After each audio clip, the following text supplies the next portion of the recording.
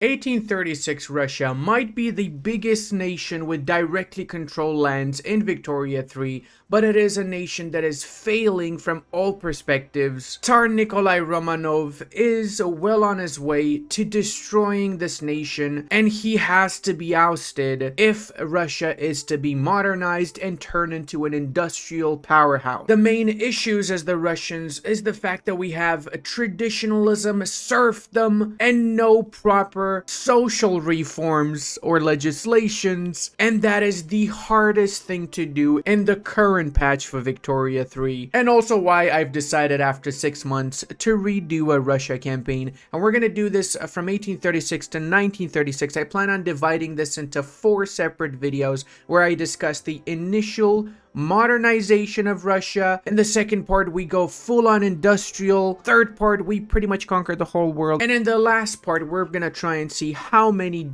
billions of GDP we'll be able to get. On the budget screen, we're gonna start the campaign by setting very high taxes for everybody, and we're also gonna add some more consumption taxes on services, transportation, luxury furniture, and luxury clothes. One very important thing to note about Russia is that we have a lot of unrealized taxes. Why is that? Well, because we don't have enough taxation capacity in our provinces, so we need to build government administration buildings to get said taxation capacity. But if we just spam government administration buildings, we're gonna ruin our economy. It's actually not gonna be amazing just spamming these. We're gonna build some, but not all of the ones to cover the entire taxation capacity. We're gonna get that taxation capacity up by researching the proper legislation, such as central archives, identification documents, and so on, as well as getting better legislation like appointed bureaucrats, which is going to improve our taxation capacity by 25%, and getting rid of traditionalism, which is lowering our taxation capacity by 25%. Now, unfortunately, our leader, Tsar Nikolai, is a traditionalist, so there's no chance in hell that we're going to be able to pass legislation to move away from traditionalism. We need to either do interventionism, agrarianism, or laissez-faire, and the only man capable of doing that is the heir, Alexander Romanov. But he's 17. He needs to be 18 to lead the country. So in 1 year, in 1837, we're going to make him the leader of Russia. Now, how are we going to do that? Well, stick around, because this is going to be the most nine-head thing you're going to see. This is something I've been showing my chat over on Twitch whenever I play as Russia for a year now, and I didn't really want to bring this particular path to YouTube because people are going to be abusing the schnapps out of it. But hey, it's the only way we can get Paradox to change the way it works, because it's not an exploit, but it verges on being insanely overpowered, so it better have a hard cap, or it just makes Russia the strongest nation in the game. Because if you modernize as Russia in the first couple of years of the campaign, then there's nothing standing in the way of conquering the world. Legislation wise, we're going to be going for a stock exchange, which is going to increase the market access price impact by 10%, and then we're going to queue up lathe as well as atmospheric engine so we can start industrializing our country. You cannot industrialize without having atmospheric engine or water to boiler, which is going to be the next technology we're going to research afterward. We do have 3 universities, which is why we start with 56 innovation, but we need more innovation.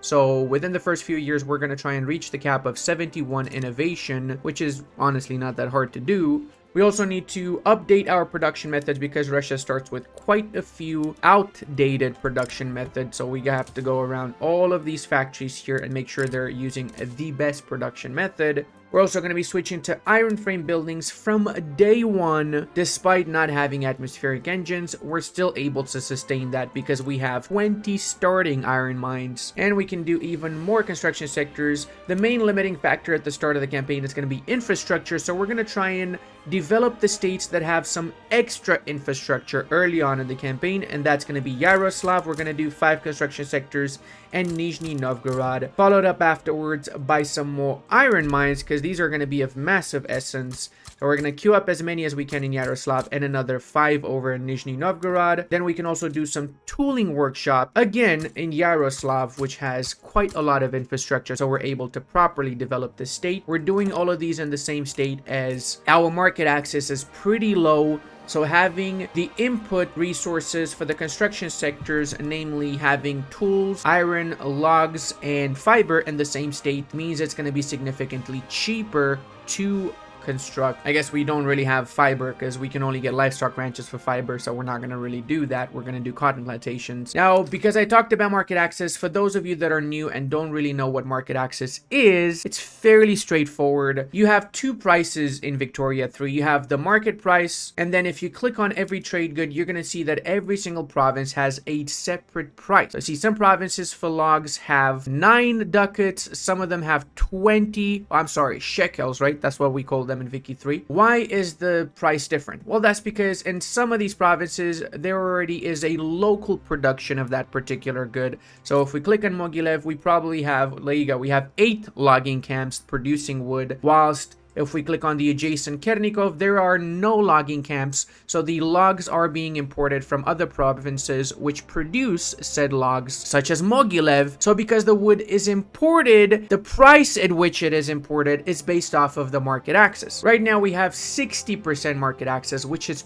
pretty low, so we need to bring this market access up as soon as possible if we are to properly modernize the nation. We also start with quite a little bit of a bureaucracy issue, so we're going to go ahead and we're going to change over by revenue for the trade routes and cancel every single trade route that is not producing any actual revenue for us, which means we don't have as much bureaucracy issues anymore. I'm also going to be changing the names of my armies, and I'm also going to be color coding them. Why do I do this? Well, so it's easier for me to know where exactly that army is and what its purpose is. Also, by changing the unit name based on state, I know where the exact regiment is located, so I can disband that regiment, or if I have issues with manpower for that regiment, I know why by checking that particular state. I'm also going to be disbanding all of my fleets, and I'm going to merge them up into one, as well as I'm going to be deleting one of the capital ships. This way we don't have any more organization debuff, because as you guys probably know, if you check my army and navy guide, link in the description to that particular guide, having more capital ships and support vessels than you have light ships gives you an organization debuff, so you need to make sure you have enough light ships. Also, by color coding the armies into green and blue, I know that the blue armies are going to be assigned with their headquarters in Asia, whilst the green armies are going to have their headquarters in Europe. We also want to have some declared interest around the African parts and in China, because China is a rightful Russian clay. Everybody's aware of this, as is South America for that matter. Everybody knows. If you're not aware, I mean, what can I tell you, brother? Right now, the only legislation we can go for is the dedicated police force, and I'm actually going to pass this because we have significant success chance, and by getting dedicated police force, we lower the state penalty from turmoil, as well as lower the radicals from standard of living decrease. Take note, our insane very high taxation will start lowering down to very low taxes as we slowly modernize and industrialize our nation. And by getting some extra rivals early on in the campaign, we get more influence points that we can use. Another thing to take note of is that we start with the intelligentsia being suppressed. We want to stop suppressing them, and we're going to use the extra authority points as edicts around our nation. Wherever we are building things, we want to make sure that we have the road maintenance edict, which is going to increase the speed at which we build, as well as it's going to give us more infrastructure. And if we do have any extra lying around authority points, we can use it to promote social mobility, which is going to give us more qualifications and education access for our people. So you want to do this in the highest population areas, which for us right now would be actually also Yaroslav, as well as Tula from what I can tell here, and that's pretty much it. No more authority points. One more thing we want to do is lower the relations with the Qing. We need to be below cordial so we can attack them, and we want to attack them as soon as possible. We're also going to be attacking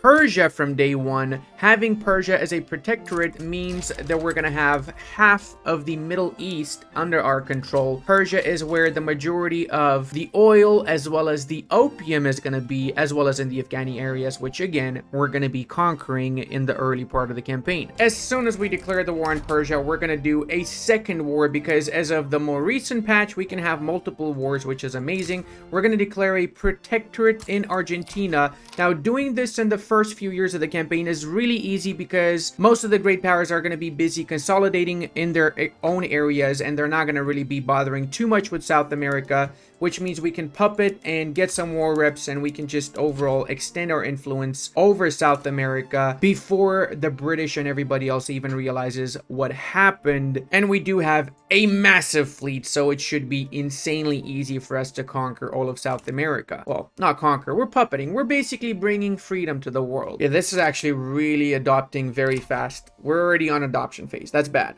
That's bad because it means I'm going to have massive issues with bureaucracy. So I was expecting this to pass a little bit slower, but because it's not, we're going to have to queue up some government administration buildings now. So let's queue up 6 of them for now. And we're going to need to bring these up after the few mines are finished building. To arms, my brothers and sisters. Let's liberate the Americas from the hands of those oppressive Americans, liberating them from themselves. That's pretty Russian of myself. That passed way too fast. Way too fast, sir. Way too fast. Oh my god, now we have 29% tax waste alongside the other tax waste we had from before. It's just really bad. One more legislation I want to pass is legal guardianship. Even though we have properly tied women, legal guardianship increases our birth rate by 5%, and we already have 57 million population, so this 5% is actually a lot, especially if we go for food standardization as well as one of our principles for the power block. But we're not doing that just yet. Our main focus is going to be getting advanced research first so we can increase the maximum innovation cap. That does mean we're going to need to get some type of school system, even religious schools, better than nothing end of the day. We can probably get religious schools if we get the clergy and as part of our government. I'm pretty sure of that.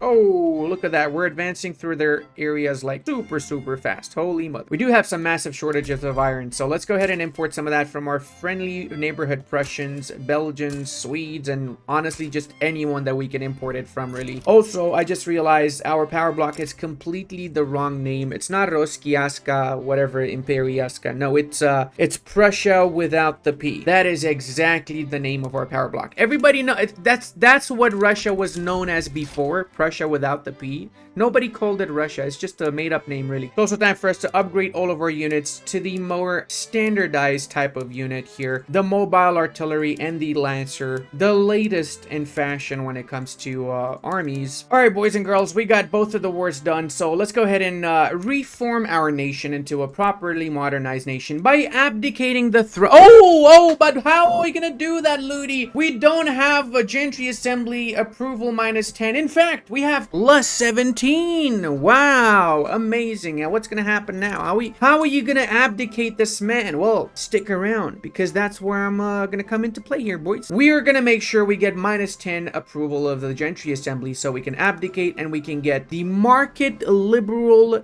heir as the leader of the nation in just 1 year. Check this out, okay? Step number 1, we get the armed forces, church, and the gentry assembly in the government. Step 2, we start going for professional army, which is going to lower the approval of the gentry assembly by -5. That means we're down to +12, which is not bad, but still not great, right? We need to get it down to -10. Second step is the anti-British League is happy with us. We need to make them unhappy with us. So we're going to cancel the rivalry, which goes up to -1. We're going to improve relations with the British. So now the gentry assembly is at +8 happiness. How are we going to go down even more? I'll be honest with you guys. I'm not happy with what I'm about to do, but it has to be done. It involves hiring every single gentry assembly general and their mamas and then firing them. Because by firing them, we get -1 interest group approval for 5 years.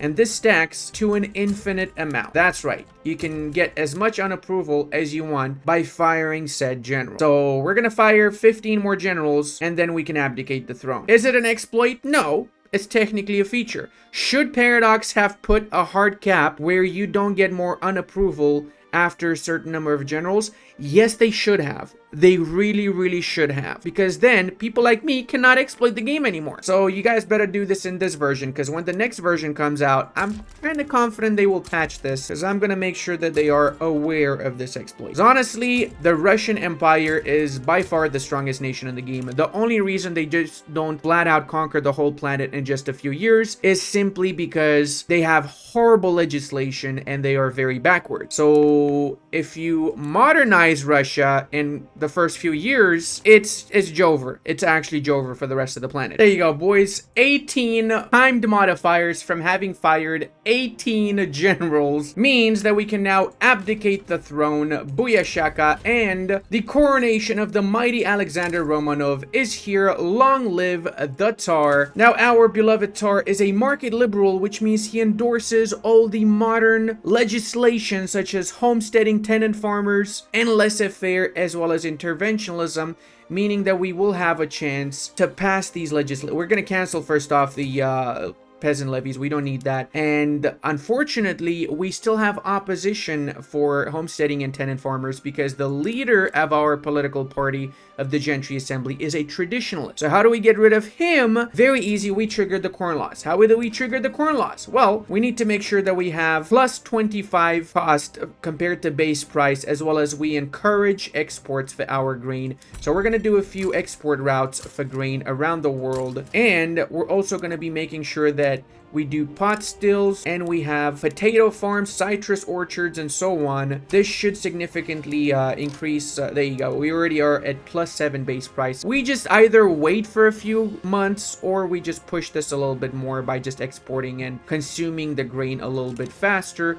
and then we get the corn laws. The only requirements for corn laws are that we are either a mercantilist or isolationist nation, and we have 25% more expensive base price for grain, as well as we are exporting it with the Gentry Assembly being in the government and powerful. Once that corn laws triggers, we're going to get an agitator that is also a market liberal, as our king is. And with both a leader of the Gentry Assembly as a market leader and the leader of the country as a market liberal, we will be able to pass all the legislation super fast. It's insane. Extremely broken, really. Okay, speaking of extremely broken, it's time for us to attack the Qing. Basically, free money right here. We're going to be taking the historical, of course, borders of the Russian Empire from Qing. The reality is that the war with Qing is pretty much going to be a slaughter because at the start of the campaign, Qing might have a lot of units, but all of their units are irregular, whilst we have a proper modern army. So we're going to be wiping the floor with. That's also why we want to attack Qing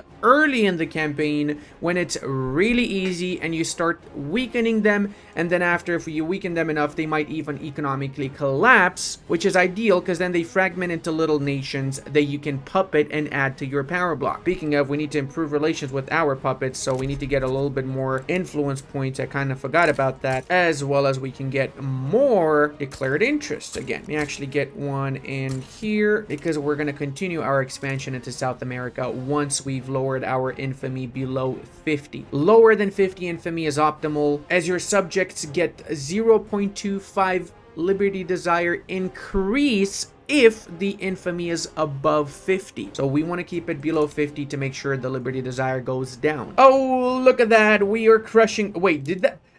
Brother, they have 8 defense. That is, oh my god, I am gonna wipe the floor with them. Let's make sure that my units know what they're doing here. So we're gonna designate strategic targets, the 2 provinces we need to get the ticking war score. Hey, we got stock exchange. That's beautiful. Now, because we're already in 1838, it's time for us to start building some universities around our country. The way that I like to do my universities, because we are Russia and we have 15.7 literacy, it's best to have at least 1 university in every single one of your states, with an emphasis on the higher population states. Obviously, this should be enough. Our cap right now is 74, so it's pointless building more universities than whatever we need to reach our innovation cap. Oh yes, baby, we got already half of China. Ooh.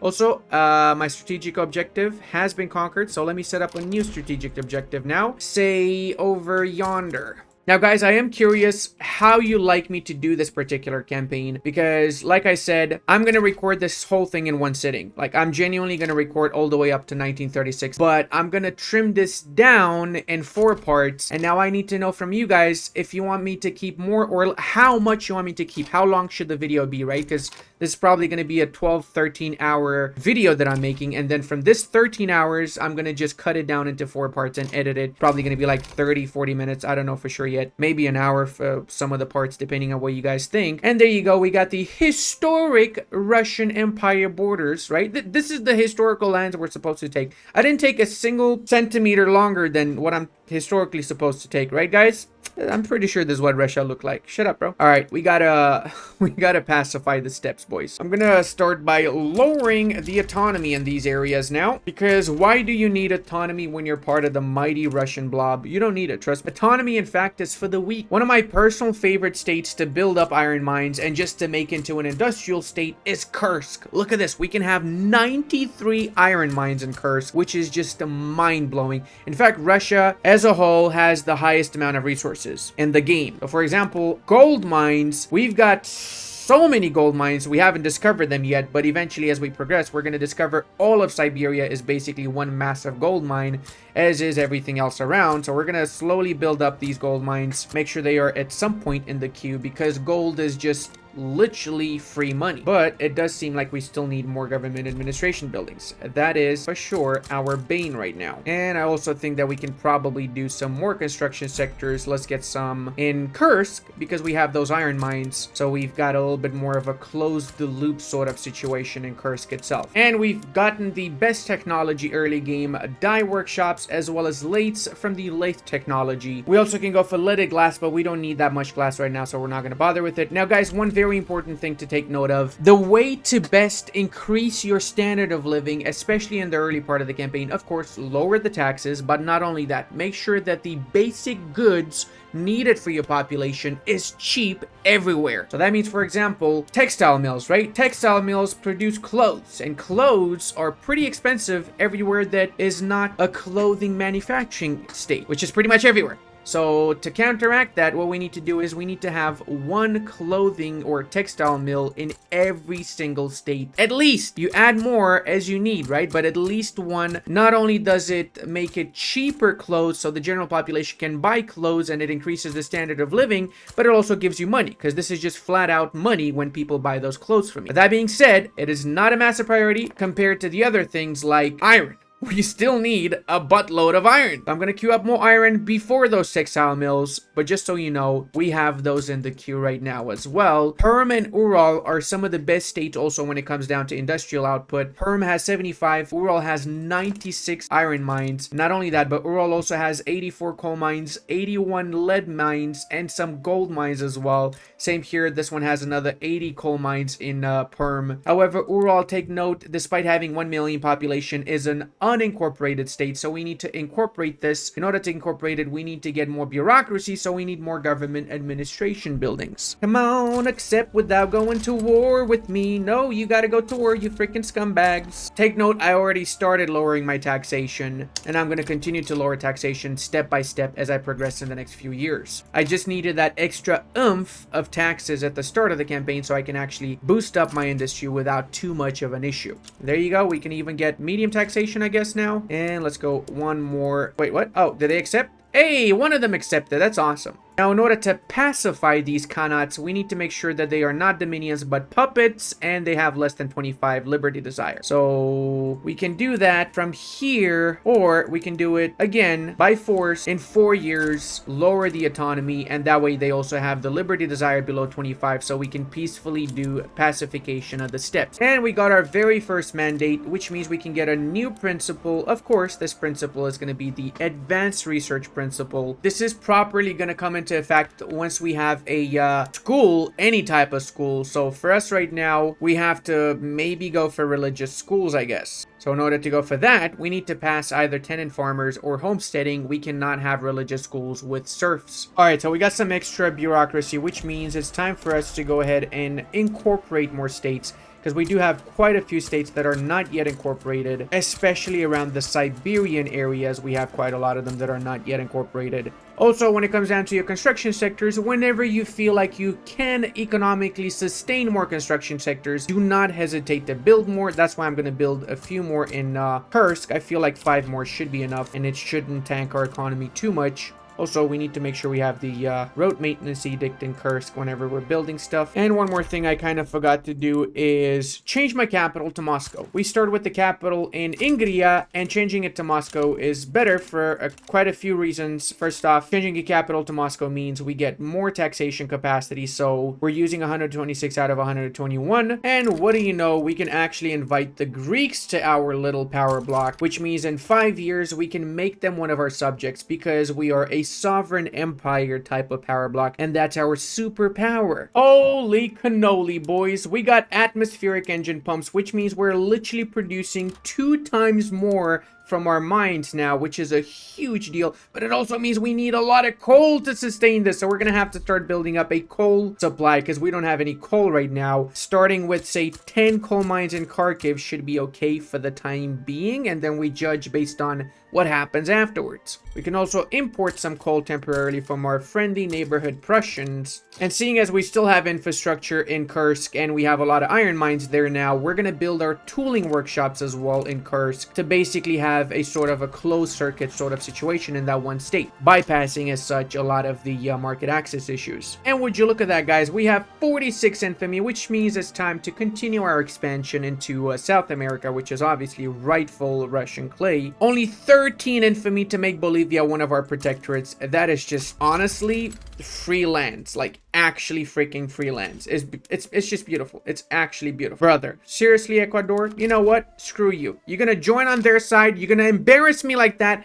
I'm gonna turn you into a protectorate as well. That's what you get, Ecuador. That's exactly what you get, you scum. You better declare neutrality, you bastards. Oh, dude, they backed down? Oh, you freaking puss. Brother, I really wanted to get Ecuador. Let me see if anybody is going to join if I attack it. No one's going to join. They're getting guaranteed independence by Bolivia, which is my subject. Speaking of, let's actually improve relations with my brand new subject, shall we? Actually, instead of Ecuador, maybe I'm going to attack Chile next, because Chile is a little bit better than Ecuador, if you ask me. And it's the same amount of infamy. Okay, so we used an obligation in order to get a trade agreement with Prussia. The great part about trade agreements is that you don't have any bureaucracy cost for the trade routes you establish with that targeted nation. So that means, check it out, anything we export or import from the Prussians is not going to cost us bureaucracy, which means essentially we're going to make massive amounts of money from this particular trade deal. All right, we got our infamy below 50, which means that now we only get 0.10 Liberty Desire increase from infamy instead of 0.25, which is a massive difference. But even though I just said that, I'm planning to attack Marina Kingdom because they have to be my protector.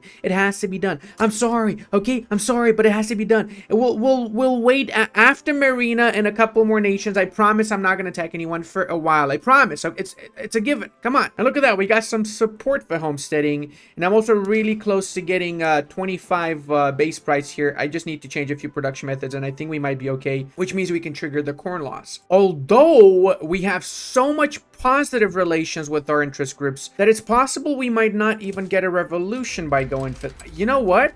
I might be pushing it here, but I'm going to attempt to go for homesteading now. -6, -5 is great. It's not even -10, which means we really might just pass this without even getting the corn loss, which is actually beautiful. Now it's on, boys. Water tube boilers in 1844 as Russia equals super industrialization, and we can literally start doubling our construction sectors now. Let's go ahead and queue up banking as well as central archives so we can start getting some proper taxation capacity as well as more bureaucracy to get higher institution levels. We also want to start queuing up our railways for the market access issues and canneries, of course, to go down mechanized workshops afterwards. All right, we can increase wool gathering, which means our grain is up to 18% now. Oh my god, we're so freaking close. I can smell it. Homesteading support. Oh my god, yes. Yeah, hell yes. And we can get an agreement with the Austrians if we use an obligation, which means now we can actually export some grain to the Austrians, proper amounts of grain. Now, similar to how we basically got one